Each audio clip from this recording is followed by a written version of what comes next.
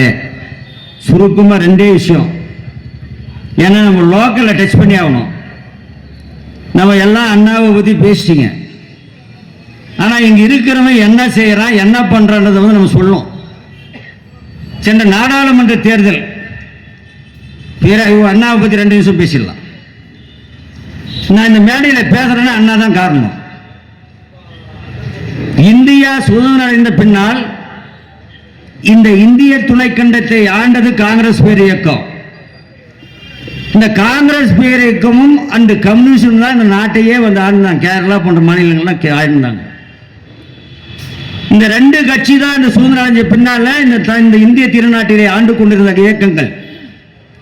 திராவிட இயக்கம், தந்தை பெரியார், பேரர் அண்ணா, இவங்க தான் ஒரு எழுச்சியை கொண்டாந்தாங்க.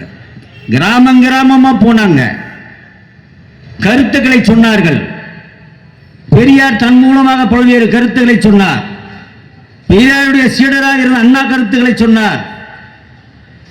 அப்பதான் சொன்னாங்க மக்கள் காங்கிரஸ் ஓட் போட்டு இருந்தாங்க. 67 அனைத்து இந்திய அந்த திராவிட முன்னேற்ற கழகம் சொன்னார். ராபின்சன் பூங்கால் ஆரம்பிச்சு எல்லா கதையுமே நம்ம சொல்லிட்டோம். ஏன்னா அண்ணாவுடைய பங்கு இதில் என்னன்னு பார்க்கணும். சாதாரணமாக பார்த்தீங்கன்னா கிராம அளவிலே எல்லா இடத்துலையும் பார்த்தீங்கன்னா இதுதான் காங்கிரஸ் தான் இருக்கும், வேற கட்சியே கிடையாது. சுதந்திரா கட்சி அது இதெல்லாம் போச்சு. இதெல்லாம் அந்த இயக்கங்கள், திராவிட இயக்கங்கள் வளர்வதற்கு காரணமாக இருந்தவர் யார் என்று சொன்னால் பேர் அண்ணா. தன்னுடைய பேச்சாற்றல், எழுத்தாற்றல், சொல்லாற்றல், இலக்கியமாக பேசுதல், மக்களை கவர்ந்து திராவிட இயக்கத்தை வளர்த்து இன்று அனைத்து இந்திய அண்ணா திராவிட முன்னேற்ற கழகம் புரட்சி தலைவர் எம்ஜிஆர் வரை, புரட்சி தலைவர் அம்மா வரை இன்று இருக்கின்ற பரிணாம வளர்ச்சியாக நம்முடைய பொதுச் செயலாளர் எடப்பாடி வந்திருக்கின்றோம். பசுமோத எம்எல்ஏ இருப்பான். பார்த்தீங்கன்னா இங்க டிஎன் தீத்திருக்கிற கவுண்டரு, பிகேபிஎம் முனுசாமி கவுண்டரு, இங்க இருக்கிற காவேரி பிறந்த ஸ்ரீராமன் நாயுடு, அங்க ராஜாராம் நாயுடு, இப்படி காங்கிரஸ்காரன் தான்ப்பா. ஒரு மாற்றத்தை கொண்டு வந்து ஒரு சாதாரணமாக இருக்கின்றவனும் கேஆர்சி எம்எல்ஏ ஆனாரு. அதே போல முனிவேட்டப்ப எம்எல்ஏ ஆனாரு, அண்ணன் கேபிஎம் எம்எல்ஏ ஆனாரு. எல்லாம் பெரிய டாடா பிர்லா எல்லாம் பஸ் ஓனர் கிடையாது. இந்த திராவிட இயக்கத்தின் மூலமாக இந்த இயக்கம் பல்வேறு அடையாளங்களை காண்பித்திருக்கின்றது. அதற்கு சொந்தக்காரர் தான் பேர் அண்ணா. இன்னைக்கு பேசுறோம்னு சொன்னா, தைரியமா பேசுறோம்னு சொன்னா, இதற்கு வித்திட்டவர் யார் என்று சொன்னால் பேர் அண்ணா. அவர் குழந்தை கிடையாது, குட்டி கிடையாது, ஒண்ணுமே கிடையாது, மறைகிறார். மறைந்த பின்னால் யார் முதலமைச்சராக வேண்டும் என்று சொன்னால் நாவலர் நெடுஞ்செழியன் முதலமைச்சராக வேண்டும். புரட்சி தலைவரத்தில் சென்று கருணாநிதி மண்டிட்டு என்னை முதலமைச்சராக்குங்கள் என்று சொன்னார். இதெல்லாம் வரலாறு சொல்லிட்டே போயினேக்கலாம்.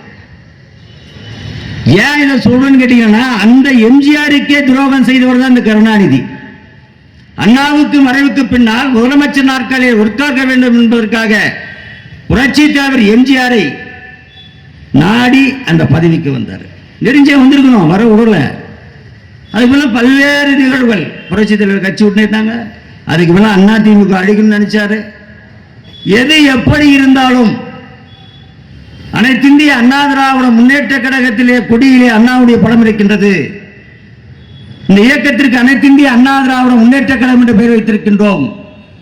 அவருடைய நூலிலே தேசிய உரிமையாக்கி இருக்கின்றோம்.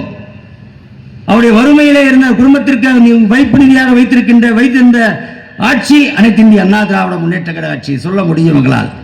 சொன்னார் அண்ணா, ஒரு மரத்திலே கனி படுத்திருந்தது, அந்த கனி எங்கே விடும் என்று பார்த்தேன், அது என் மடியிலே விழுந்தது, அந்த கனியை இதயத்திலே வைத்துக் கொண்டேன், அதுதான் புரட்சி தலைவர் எம்ஜிஆர் என்ற இதயக்கனியை தன்னுடைய இதயத்திலே வைத்துக் கொண்டேன் சொன்ன பேரர் அண்ணா அவர்கள். வரலாறு திமுக காரனை வரலாறு பத்தி தெரியுமா? வரலாறு பத்தி பேசுறான். உங்க அப்பன் திருட்டுத்தனமா ஆட்சிக்கு வந்தான். நேர்மையான ஆட்சியை, மக்களை சந்தித்து ஆட்சியை பிடித்தவர் புரட்சி தலைவர் எம்ஜிஆர். அதற்கு பின்னால் புரட்சி தலைவி, அதுக்கு பின்னால் வந்து அம்மா. இந்த எடப்பாடியார் பல்வேறு தூங்குறாங்க. சொன்னாங்க சென்ற நாடாளுமன்ற தேர்தலில் 2 நாடாளுமன்ற தேர்தல், நான் கூட நாடாளுமன்ற தேர்தலில் 2017 போட்டியிடுகின்ற போது உங்களுடைய வாக்குகளை பெற்று நீங்களுடைய கடினமான உழைப்பின் மூலமாக 2,06,000 வாக்கு வித்தியாசம் ஜெயிச்சோம். அது மாதிரி 2 தேர்தல் நடந்துச்சு. பொய்யான வாக்குறுதி. 6000 ரூபாய் தரேன் மாசம் சொன்னா எல்லாமே என்ஆர்ஜிஎஸ்வர்களை வந்து 150 நாள் தரேன்னு சொன்னா எல்லாம் சொன்னா ஓட்டு போட்டாங்க. 1000 ரூபாய் கொடுக்குறேன்னா கொடுத்தவனு கொடுக்குறான், கொடுக்காதவன் போறான். இது மாதிரி பஸ்ஸில் போறோம், பஸ்ஸில் இதெல்லாம் போச்சு.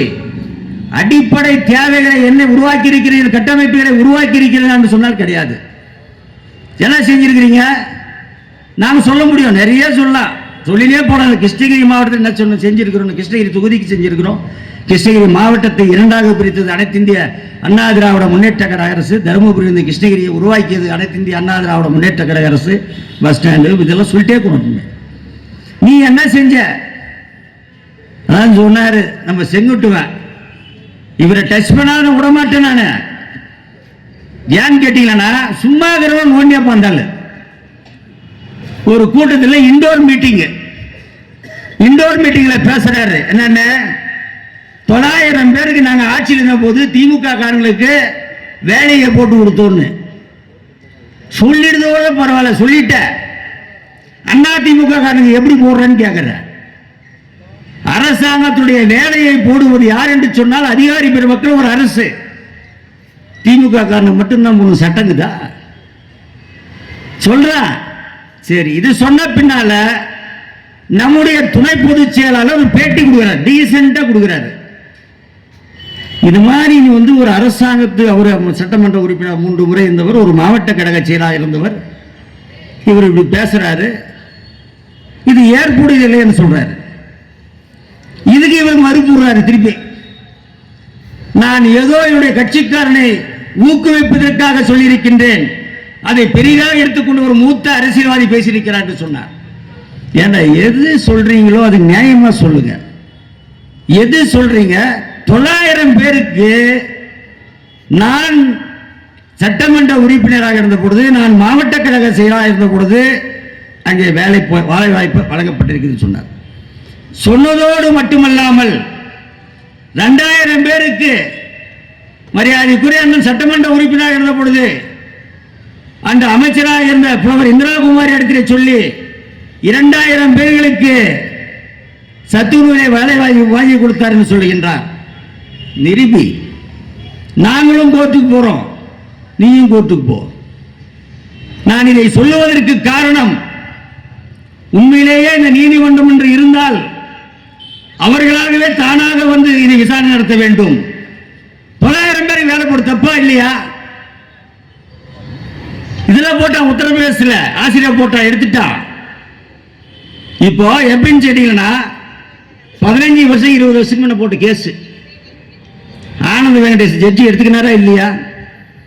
இவர் சொல்லிட்டாரு, ஒரு சட்டமன்ற உறுப்பினர் சொல்லி இருக்கின்றார், அது பதிவாக இருக்கிறது. அந்த பதிவை வைத்துக் கொண்டு நீதிமன்றம் தானாக வந்து விசாரணை செய்ய வேண்டும் என்று கூட்டத்தின் வாயிலாக கேட்டுக்கொள்கின்றேன். நீ போடு 2000 பேர் கொடுத்தன, நாங்களும் ரெடி. இப்படி சொல்லிட்டு உங்க கட்சியில் 1000 பிரச்சனைங்க. ஏன்னா நீ மந்திரி கனவுல இருந்த, அதெல்லாம் நாம சொல்ல முடியாது. நீ மந்திரி ஆகுற, எனக்கு அதை பத்தி கவலை கிடையாது. நீ எப்பவுமே பாத்தியா குதர்க்கமா பேசினுக்கிற. நானும் அண்ணனும் பேசணும், என்ன பார்த்து சொன்ன மூலக்கு தான் கேட்டார் ஒரு நாள். அதுக்கு நான் சரியா பேசினேன். எப்படின்னா சட்டம் ஒழுங்கு கெட்டுவிட்டது என்று சொன்னேன். சட்டம் ஒழுங்கு கெட்டுவது என்று சொன்னால் தினமும் இவர் 2 பேரும் போறாங்களா இல்லையா ரோட்ல? அப்ப சட்டம் ஒழுங்கு, சட்டம் ஒழுங்குனா 2 பேரும் அடிச்சுக்கணுமா? இங்க இருக்கிற ஒரு நாளையும் நான் ஏன் சொல்றேன்னு கேட்டீங்கன்னா, இங்க நடைபெற்றுக் கொண்டிருக்கின்ற இந்த அரசு, இந்த ஆட்சியாளர்கள் மக்களை மதிப்பதில்லை. அதுக்கு மேல இங்க ஒருத்தருக்கிறாரு, மாவட்ட கழக செயலாளர் பணியாற்றிக் கொண்டிருக்கின்றார். ஒரே ஜல்லிக்கு பாருங்க. இப்போ உதாரணத்துக்கு ஒன்று சொல்றேன், நடந்த விஷயம் என்னன்னு கேட்டீங்கன்னா, யாரோ ஒருத்தன் ஒரு லாரியை பிடிக்கிறாங்க. இங்க இதுல இந்த லாரி என்னது,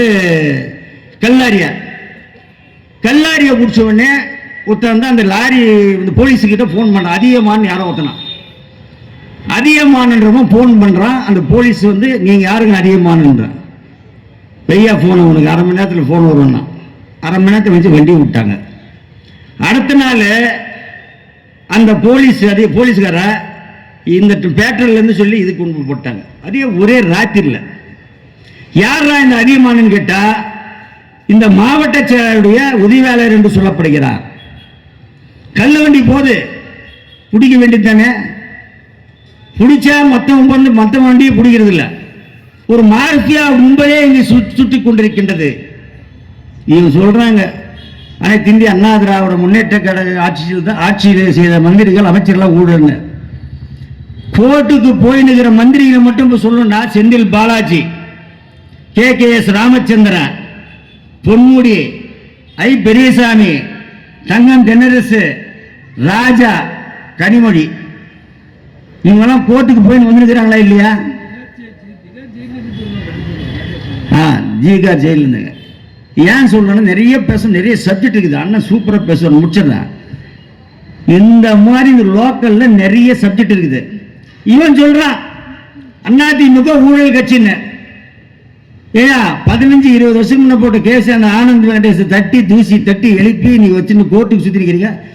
நீ தப்பு செய்யலன்னா தைரியமா கேஸ் சந்திக்கணுமா இல்லையா?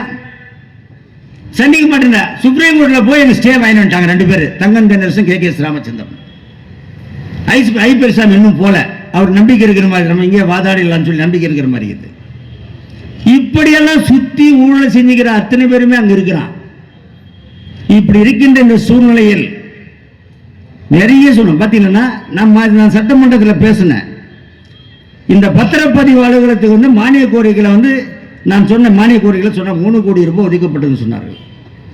புது கட்டணம் கட்டணத்துக்காக வெட்டு தீர்மானம்னு சொல்லுவாங்க. அந்த வெட்டு தீர்மானத்தில் கொடுக்கும்போது அதை பதிவு செய்து கொண்டு அதை செய்யறது அரசாங்கத்துடைய கடமை, எதிர்கட்சி தான் கொடுக்க முடியும். அது 3 கோடி ரூபாய் இன்னைக்கு 2 வருஷம் ஆகுது. மானிய கோரிக்கை புக்கு பக்கம் என்ன வச்சா நான் காலையில் காமிக்கிறேன், வாட்ஸ்அப்பில் அனுப்புறேன். இந்த 3 கோடி ரூபாய் அந்த கட்டடம் எங்க கட்டப்பட்டிருக்கிறது? கட்டல. மருத்துவக் கல்லூரி அங்க சிடி ஸ்கேனுக்கு தான், இந்த ஸ்கேன் MRI ஸ்கேனுக்கு தான் கேட்டீங்கன்னா இல்ல. நானும் அந்த மினிஸ்டர் கிட்ட சொல்லிட்டேன், பலமுறை எழுதி கொடுத்துட்டேன், பலமுறை பண்ணிட்டேன். அங்க ஒரு நோயாளி போனா அந்த MRI ஸ்கேன் எடுக்கணும்னா இங்க இருக்கிற பழைய ஹாஸ்பிட்டலுக்கு வரணும். இந்த பழைய ஹாஸ்பிட்டலுக்கு அங்க போறதுக்குள்ள டிராபிக் எவ்வளவு இருக்குது என்னன்னு பாருங்க. இதை செய்கிறான்னா பூரா ஜல்லியும் பூரா மணலையும் ஒரே ஆள் கண்ட்ரோல்ல வச்சுக்கலாம். பூரா ஜல்லியும் வா ஓட்டு போடணும் பா, ஜல்லி லாரிக்காரன் மணல்காரன் எல்லாம் உங்களுக்கு ஓட்டு போடுவான்னு நினைச்சிருக்கிற. சென்ற தேர்தல் வேற, மத்திய சர்க்காருக்கு நடந்த தேர்தல். வருகின்ற தேர்தல் இங்க சட்டமன்றத்துக்கு நடந்த தேர்தல். சரி, ஒரு MP 5 வருஷம் வச்சுங்க, நாடாளுமன்ற உறுப்பினராக 5 ஆண்டு காலம் பணியாற்றி விட்டு சென்றார் அன்புக்குரிய சகோதரர் செல்லகுமார் அவர்கள். ஒரு சமாச்சாரம் சொல்லியா? இப்ப வந்தார் ஒரு MLA கோபிநாத், ஜனங்க பூரா ஓட்டு போட்டாங்க. அனைத்து இந்திய அண்ணா திராவிட முன்னேற்ற கழகம் 3 லட்சம் வாக்குகளை பெற்றிருக்கின்றது. அவங்க 4,90,000 வாக்குகள் பெற்றிருக்கின்றார்கள். பாரதிய ஜனதா கட்சி கூட்டணி 2,25,000 வாக்குகள். நம்ம சீமான் என்ன கட்சி, அந்த கட்சி 1,25,000. இது 3 கூட்டினா 6 லட்சம் பேர் எதிர்ப்பாக இந்த நாடாளுமன்ற தொகுதியில் திராவிட முன்னேற்ற கழகத்தின் அரசுக்கு எதிராக வாக்களித்திருக்கின்றார்கள். ஒரு வெற்றியா? எல்லாமே கூட்டணி வச்சு செஞ்சு நீ வச்சு ஜெயிச்சிட்ட. ஆனா நாங்க தனியாக போட்டிட்டு நம்ம விஜயகாந்துடைய கட்சி தேசிய முற்போக்கு திராவிட கழகத்தோடு வைத்து கூட்டணி வைத்துக் வெற்றி பெற்றிருக்கோம். தோல்வி அடைந்திருந்தாலும் கூட வாக்குகளை பெற்றிருக்கின்றோம். நீ தனியா நில்லு. 2014 அனைத்து இந்திய அண்ணா திராவிட முன்னேற்ற கழகம் புரட்சி தலைவி அம்மா அவர்கள் நிறுத்திய வேட்பாளர்கள் 37 நாடாளுமன்றங்களை வெற்றி பெற்ற இயக்கம் அனைத்து இந்திய அண்ணா திராவிட முன்னேற்ற கழகம். 37 நாடாளுமன்றங்கள். நீங்க ஒண்ணு கூட ஜெயிக்கல. நீ பெருசா சொல்ற 2 பேர் தோத்துட்டாங்க போனதுல 2014. ஆனா நாங்கள் முழு வெற்றியை பெற்றிருக்கோம் என்று சொல்லுகின்றாய். தவறான வாக்குறுதிகள் பார்த்து நிறைய கொடுத்துருக்காங்க, தலைமையில கொடுத்துக்கிறாங்க. என்னென்ன அவங்க கொடுத்த வாக்குறுதி நிறைவேற்றவில்லை என்று அதெல்லாம் படிச்சே போட ரொம்ப நேரம் ஆகும். இப்படி பல்வேறு சமாச்சாரம் இருக்குது. இந்த MP வாக்கு கேட்டு வெட்டி விட்டு போனார் கோபிநாத். எங்கேயான நன்றி சொல்லி இருக்கிறாரா? சொல்லுங்க பார்க்கலாம். நான் 2100 கிராமங்களுக்கு சென்று நன்றி தெரிவித்தேன். 2014 வெற்றி பெற்ற பின்னால் 2400 கிராமங்களில் சென்று வாக்குகளை சேகரித்திருக்கின்றேன். இன்னைக்கு பாஸ்போர்ட் ஆபீஸ் வந்ததுன்னா நாம் அனைத்து இந்திய அண்ணா திராவிட முன்னேற்ற கழகத்தினுடைய நாடாளுமன்ற உறுப்பினர்கள் கொண்டு வந்தது. அதே போல பிரிவுச்சாலைகள் கொண்டு வந்திருக்கின்றோம், மேம்பாலங்களை கொண்டு வந்திருக்கின்றோம். ஏதாவது ஒன்று கொண்டு வந்து சொல்லி பார்க்கலாம். ஜனங்க ஓட்டு போடுறாங்க. இது பார்த்தீங்கன்னா ஏதோ போனுச்சு, ஜனங்கள் நம்ம குறை சொல்ல முடியாது. அதுக்காக நாமளும் கடுமையாக உழைத்தோம். வெற்றி வாய்ப்பை விழுந்தாலும் கூட மாண்புமிகு அம்மா அவர்கள் சொன்னதை போல எனக்கு பின்னால் இந்த இயக்கம் 100 ஆண்டு காலம் இருக்கும் என்று சொல்லிவிட்டு சென்றிருக்கின்றார்கள். நிச்சயமாக 2026 அனைத்து இந்திய அண்ணா திராவிட முன்னேற்ற கழகம் வெற்றியை பெறும். எனவே இங்கு இருக்கின்ற இந்த மாவட்ட செயலாளர், முன்னாள் மாவட்ட செயலாளர் இவங்கெல்லாம் சொல்றேன், நான் பூஜை போறதே விட மாட்டேன்றேன். நான் பார்த்துக்கிறேன், நான் பூஜை போடலன்னு எப்படி போடணும் எங்களுக்கு தெரியும். ஏன்னா விட்டு பிடிக்கணும். பார்க்கலாம், இன்னும் 20 மாதம் இருக்குது, 20 அமாவாசை இருக்குது. இந்த 20 அமாவாசையில் 21வது அமாவாசை யார் அங்கே ஆட்சியில் போகிறவங்க தெரியும். நீ சொல்ல பார்க்கறதுக்கு என்னையா நான் ஒரு மாதிரி விழுக்கிறேன், அது மாதிரி ஒரு மாதிரி சாப்பிட்டாக்கிறேன்னு தம்பி அவருக்கு பயந்துனுக்கிறேன். யாருக்கு? காவேரி போடணும் அண்ணனுக்கு பயந்துனுக்கிறேன். இல்லை முன்ன கை ஆட்டிட்டு வரேன். யாராந்தலி கவலை பண்ணுறேன். இதுக்கு ஒன்றுயா கீழே பூமி மேலே எல்லா மீட்டிங்லையும் சொல்கிறேன். என்ன இன்கம் டேக்ஸ் ரைடு வருமா? என்னது ஈடிய எந்த ரைடும் வராது. தைரியமாக தனியாக ராத்திரியில் படுக்கிறேன், கவலையே பட மாட்டேன். இவன் சொல்கிறான் இவங்க எல்லாம் தவறான முறையில் என்ன நான் கேட்குறேன். செங்குட்டம் பெரிய என்ன டாடா பிர்லா அம்பானியா? நீ சாதாரணமாக கண்டக்டராக பணியாற்றிருந்தேன். குறை சொல்ல, கண்டக்டர் பண்ணி நான் குறை சொல்ல. இனி உன் சொத்து என்ன? நானும் மாவட்ட ஊராட்சி குழு உறுப்பினர், நாடாளுமன்ற உறுப்பினர், சட்டம் எந்த ஏரியா கந்தாயம் கட்டுறதே சொத்து கிடையாதுயா. நீ எங்க தெரியும்? என்ன தமா சொல்ல, சீரியஸாக தான் சொல்கிறேன். இதை நான் சொல்கிறேன் ஏன்னு கேட்டீங்கன்னா, நீ சொல்கிற எல்லாரையும் குறை சொல்லிட்டு பெரிய ஊழல் செஞ்சான், தப்பு செஞ்சுட்டான், 2000 போஸ்டிங் போட்டான்னு. நீ 900 போஸ்டிங் போடுறது சொன்னது நிச்சயமாக நாங்கள் விட மாட்டோம். எங்கள் பொதுச் செயலாளர்கிட்ட சொல்லி அண்ணன் மூலியமாக நிச்சயமாக நீதிமன்றத்தில் சென்று வாதாடி உன்னை நிச்சயமா கதையை முடிப்போம். முடிச்சுட்டாங்க, முதலே உண்டு உன் கதையே முடிச்சுட்டாங்க. இப்போ வந்துக்கிற ஒரு கதை ரொம்ப நாளைக்கு நீடிக்காது. இப்போக்கிறவளுக்கும் துட்டுக்குது, துட்டில் யாருமே மயங்க முடியாது சாமி. இன்னைக்கு கூட அனைத்து இந்திய அண்ணா திராவிட முன்னேற்ற கழகம் யாரையும் நான் காசு கொடுத்து கூட்டு வரல. இந்த நோட்டீஸை கொடுத்தோம், அண்ணா பிறந்தநாள் நீண்ட நாளுக்கு பின்னால் மீட்டிங் நடக்குதுன்னு சொல்லி அவங்களா வந்துட்டான். கூட்டம் கூட்டினா 2 ரூபாயிலையும் கூட்ட முடியும், பிளாக் பண்ணிட்டான். அவன் கூட்டம் போட்டானா போலீஸ்காரன் 2 விதத்துலையும் முடிச்சிடறான். இந்த பக்கம் பஸ்ஸும் வராது, போகும் வராது, எல்லாம் நிற்கிறான். நாம் விட்டா இதிலே விட்றோம், பஸ் விட்டுறோம், 2 வீலரும் விட்டுறான். என்னாலையும் முடியும். ஒரு ஆர்ப்பாட்டம்னா எவ்வளோ பேரை சேர்த்த முடியும், எவ்வளோ கூட்டத்தை கொடுக்கணும். இந்த அதிமுக சாதாரண கூட்டம் இல்லை. 2,52,000 உறுப்பினரை கொண்ட இயக்கம். இந்த 3 தொகுதியில் மட்டும் 2,52,000 உறுப்பினர்களை அட்டைகளை வழங்கியிருக்கணும். அப்படிப்பட்ட இயக்கம் இந்த இயக்கம். அதான் இந்த நேரத்தில் பேர் அண்ணாவுடைய பிறந்த நாளை கொண்டாடி கொண்டிருக்கின்றோம். நீங்கள் நிறைய பேசணும், நம்ம அண்ணன் நிறைய பேசுவார். அமைதியாக இருந்து எல்லாருமே இங்கேயே இருந்து கேட்டுட்டு அடுத்த கூட்டம் நம்ம நிறைய நல்லா பேசலாம். அதனால் யாரும் எதுக்கும் கவலைப்படாதீங்க. நம்ம துணை பொதுச்சாளர் இங்கே எல்லாம் மூத்த முன்னோடிகள் இருக்கிறாங்க. முன்னாள் சட்டமன்ற, முன்னாள் மாவட்ட செயலாளர், முன்னாள் எம்எல்ஏ பார்க்குறாங்க, எல்லாங்கிறாங்க. அதிமுக அசைக்க முடியாது. இன்னொருத்தரை மட்டும் போனார், அவர் மாதிரி ஒரு துரோகி இந்திய துணை கண்டத்திலேயே கிடையாது. ஏப்பா கையே தட்ட மாட்டேன்றாங்க. என்ன உனக்கு என்ன? மற்றதுக்கெல்லாம் கை தட்டுற துரோகி. அனைத்து இந்திய அண்ணா திராவிட முன்னேற்ற கழகம் சென்ற தேர்தலை தோல்விவதற்கு காரணம் யார் என்று சொன்னால் நம்மை விட்டு சென்றிருக்கின்ற அந்த துரோகி தான். எனவே அந்த துரோகியை திராவிட முன்னேற்ற கழகத்தோடு கைகோர்த்து கொண்டிருக்கின்ற அந்த துரோகிக்கு பாடம் புகட்டுகின்ற வகையிலே, திராவிட முன்னேற்ற கழகத்துக்கு பாடம் புகட்டுகின்ற வகையிலே, மத்தியிலே ஆளுகின்ற பாரதிய ஜனதா கட்சி ஆட்சியிலே இருக்கின்ற அந்த இயக்கத்திற்கு பாடம் புகட்டுகின்ற வகையிலே அனைத்து இந்திய அண்ணா திராவிட முன்னேற்ற கழகம் இதற்கு பின்னால் வருகின்ற அத்தனை தேர்தல்களிலும் மிகப்பெரிய வெற்றியை பெறும் என்பதை சொல்லி இந்த நல்ல நிகழ்ச்சியை ஏற்பாடு செய்து நடத்திக் கொண்டிருக்கின்ற சட்டமன்ற தொகுதி விட்டு அத்தனை ஒன்றிய கழக செயலாளருக்கும், நகர கழக செயலாளருக்கும், மாவட்ட கழகத்துடைய பொறுப்பாளர்களுக்கும் மாவட்ட கழகத்தின் சார்பாக என் மனமார்ந்த நன்றியை தெரிவித்து விடைபெறுகிறேன். நன்றி, வணக்கம்.